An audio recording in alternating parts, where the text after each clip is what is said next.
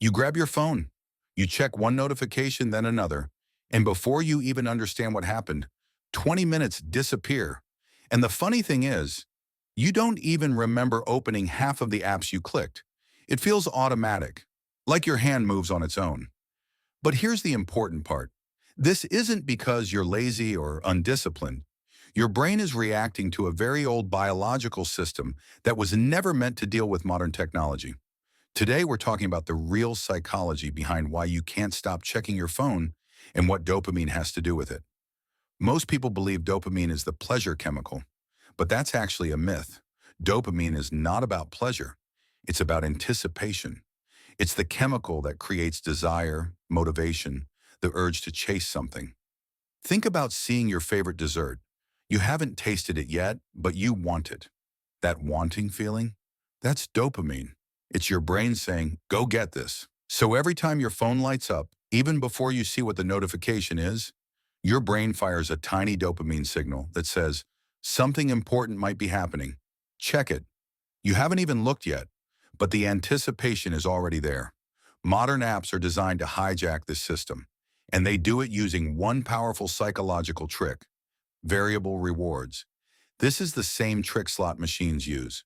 Sometimes you win, sometimes you lose, and sometimes you win big. That unpredictability is what keeps people pulling the lever. And your phone works the exact same way.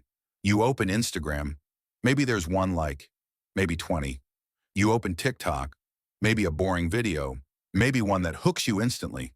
You open your messages, maybe someone texted you, maybe no one did. Your brain loves the maybe. The maybe creates a stronger dopamine spike than certainty. So even when you know there's probably nothing new, your brain still says, check again, just in case. These small dopamine hits seem harmless, but over time they add up. Every like gives you a tiny hit. Every message gives you a bigger one. Every new video gives you another one. Even a notification bubble gives you a micro hit. One by one, your brain begins to associate your phone with stimulation, so it learns something. Whenever I'm bored, I get dopamine from my phone. Whenever I'm anxious, scrolling distracts me. Whenever I feel lonely, my phone creates connection. So slowly, without noticing, your brain starts using the phone as an emotional regulation tool. It becomes your comfort, your escape, your go-to habit. That's why it feels automatic. After enough repetition, your brain doesn't ask for permission anymore. It just grabs the phone. And here's where things get even more interesting. The more fast dopamine you get, the harder it becomes to enjoy slow dopamine activities. Things like reading, walking, studying, deep conversations, cooking, journaling, all start to feel too slow. Your brain gets used to the constant stimulation of scrolling, so silence feels uncomfortable. Boredom feels painful. Even watching a movie becomes hard without checking your phone every few minutes. You're not addicted to your phone.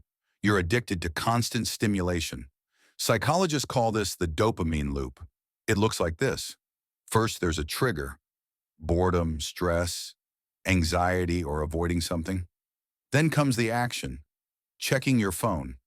Then the reward: a small hit of dopamine from whatever you see. Finally, your brain learns, next time I feel uncomfortable, do that again. And the more often this loop repeats, the faster it becomes. Eventually, it becomes a habit. You grab your phone without realizing it, open apps without thinking, scroll without intention. This is why you can't just stop. It's not about willpower, it's about neurological conditioning. Just like Pavlov's dog salivated at the sound of a bell, your brain reacts to tiny cues: the screen lighting up, a notification sound, a vibration, or even just seeing your phone on the table. Your brain doesn't wait for you to consciously decide. It reacts instantly.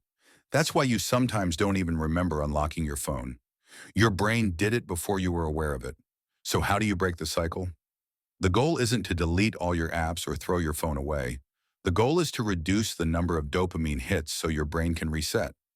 One of the most effective ways is turning off all non-essential notifications. Not everything deserves to interrupt your brain. When you reduce unpredictability, the dopamine spikes drop. Another method is to create friction. Put your phone in another room while working. Put social media apps on page 3. Turn your screen to grayscale so it looks boring. Every extra step reduces the automatic habit. Next is replacing fast dopamine with slow dopamine. Slow dopamine is the kind that actually makes you feel calm, centered, and satisfied. Things like walking, journaling, cooking, yoga, reading, or creative hobbies. Your brain starts remembering, oh, this feels good too. Another powerful tool is creating dopamine-safe times. This means giving your brain breaks at specific times of the day. No phone for the first 30 minutes after waking up. No phone 1 hour before bed. No phone during meals. A daily 20-minute walk without headphones. These small breaks reset your brain's sensitivity to dopamine. And maybe the most important strategy is understanding your emotional trigger. Every habit starts with a feeling.